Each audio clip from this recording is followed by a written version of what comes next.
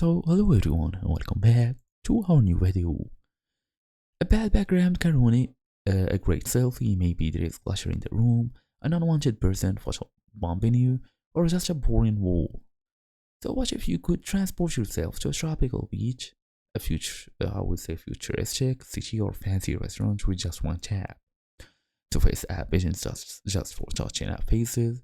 According to the official FaceApp blog, the app is a full photo editor with backgrounds as one of its key features, allowing you to completely change the environment behind you. So the App Store descriptions also confirm that you can add effects and change backgrounds, I would say seamlessly and easily.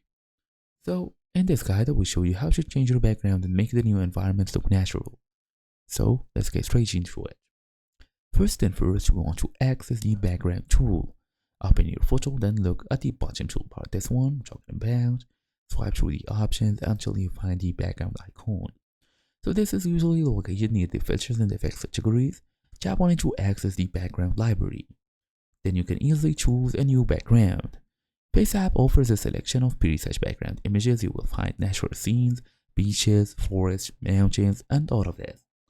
Urban landscapes, studio backdrops, and even some artistic, abstract patterns.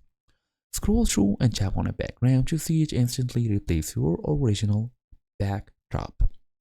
All you're gonna do is refine the edges and mask it. The AI does a pretty good job of detecting your silhouette, but sometimes it misses the strands of hair like this one, or the edges of your shoulders like this one also. So look for the mask or refine tool. Use your finger to pinch over areas the AI missed to clean up the cutout. So that's your idea. Thank you all for watching, and I'll see you all in the next video.